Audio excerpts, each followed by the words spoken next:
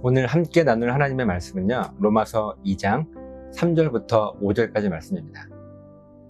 이런 일을 행하는 자를 판단하고도 같은 일을 행하는 사람아, 네가 하나님의 심판을 피할 줄로 생각하느냐? 혹 네가 하나님의 인자하심이 너를 인도하여 회개하게 하심을 알지 못하여 그의 인자하심과 용납하심과 길이 참으심이 풍성함을 멸시하느냐? 다만 너의 고집과 회개하지 아니한 마음을 따라 진노의 날, 곧 하나님의 의로우신 심판이 나타나는 그 날에 임할 진노를 내게 쌓는도다. 아멘. 우리가 함께 로마서의 말씀을 보고 있는데요. 1장에서 특별히 우리가 함께 집중해서 보았던 그 말씀의 핵심이 무엇인가 하면은 신앙 고백이 얼마나 중요한가. 그러니까 사실은 구원을 경험하는 사람들, 진짜 구원의 의미를 아는 사람들은요, 내가 어떠한 존재인가 하는 것을 아는 거예요. 그리고 동시에 하나님께서 어떠한 분이신가 하는 것을 고백할 수 있는 삶이 구원을 경험하며 살아가는 삶이라고 하는 것인데요.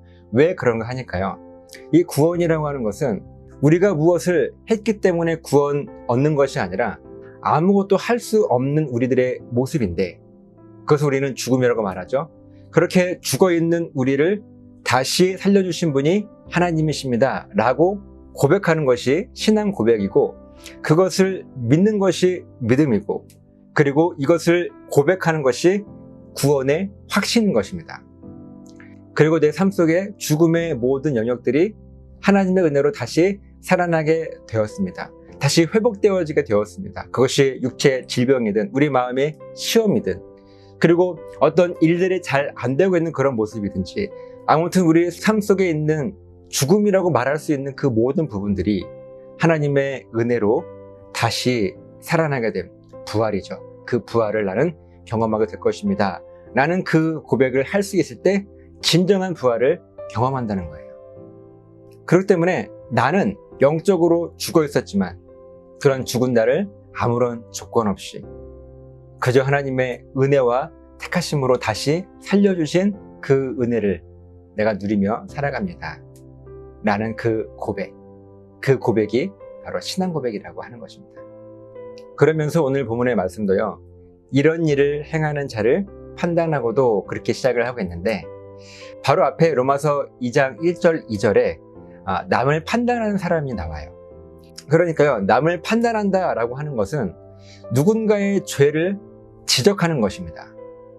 그런데 만약에 내가 어떤 존재인가 하는 것을 우리가 분명하게 고백하는 사람들이라면, 무슨 말인가 하면, 그래, 나는 아무런 가능성 없는 영적으로 죽은 나이지만 나를 살리신 분이 하나님이시지 라고 고백할 수 있는 그 사람이 나와 똑같은 상대방, 그 누군가, 그 사람도 영적으로 죽어 있었지만 하나님의 은혜로 다시 살아나게 된 존재라고 하는 그 고백.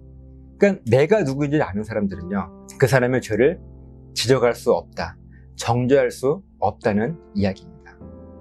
그러니까 결국 남을 판단하는 사람은요, 자기가 누구인지 또 동시에 하나님이 누구신지를 고백하지 못한 그 신앙 고백이 무너진 사람들이 다른 사람들을 정죄하고 있다고 하는 것입니다.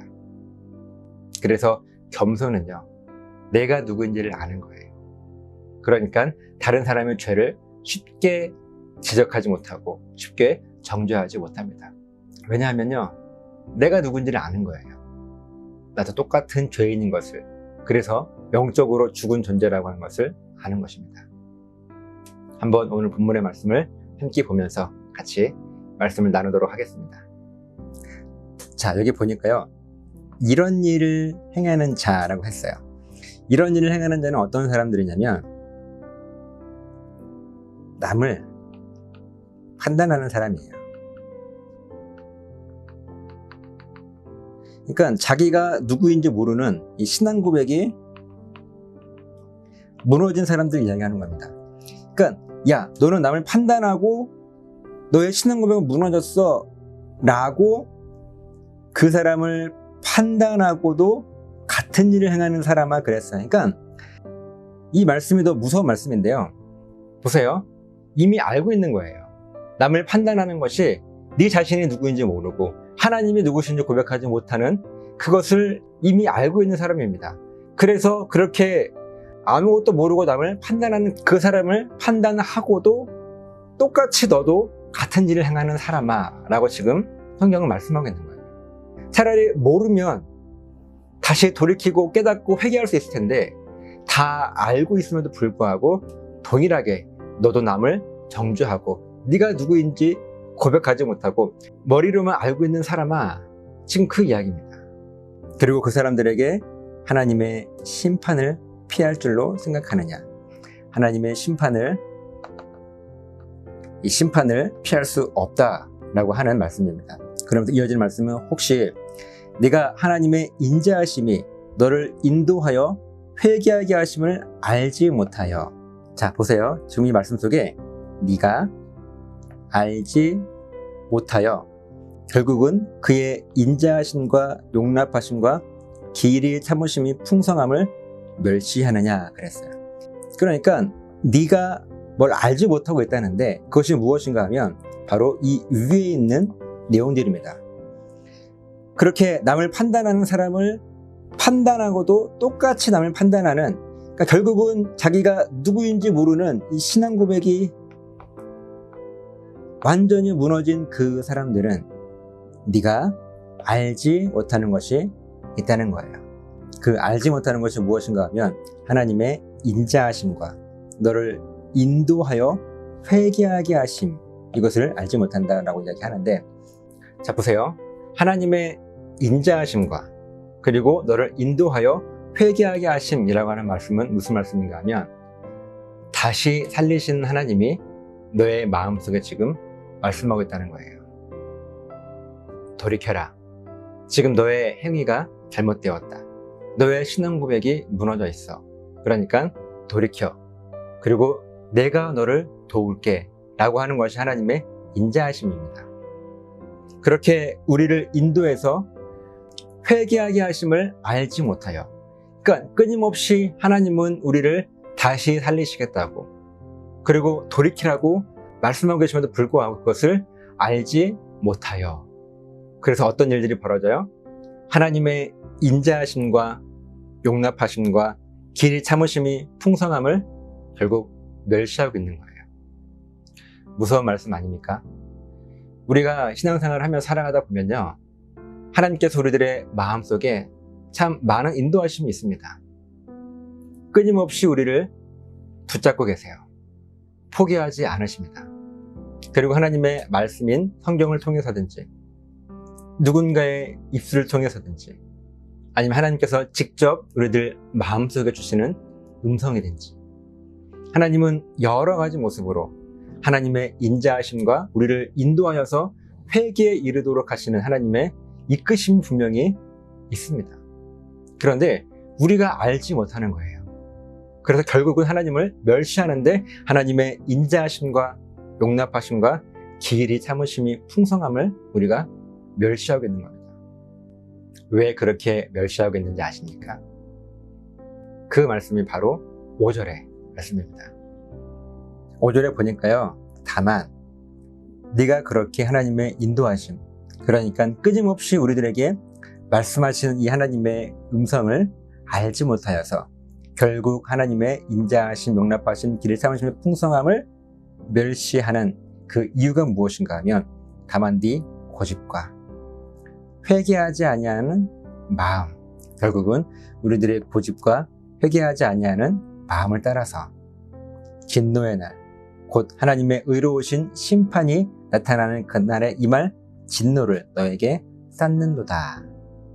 사랑하는 여러분, 결국은요, 우리들의 고집 때문에 그리고 돌이키지 않는 그 마음 때문에 하나님께서 다시 살려주시겠다고 그리고 돌이키라고 끊임없이 말씀하고 계시는데 우리들의 고집이 무슨 말인가 하면요, 네가 누구인지를 고백하지 못하는 신앙 고백, 하나님께서 어떤 분이신가 하는 것을 고백하지 못하는 그 신앙 고백, 너의 신앙 고백이 온전하지 못함 때문에 결국 그 진노의 날, 곧 하나님의 의로우신 심판이 나타나는 그날에 임할 진노를 너에게 쌓는구나. 우리들에게 경고하시는 말씀입니다. 계속해서 신앙 고백이 얼마나 중요한가 하는 것을 말씀드리고 있어요.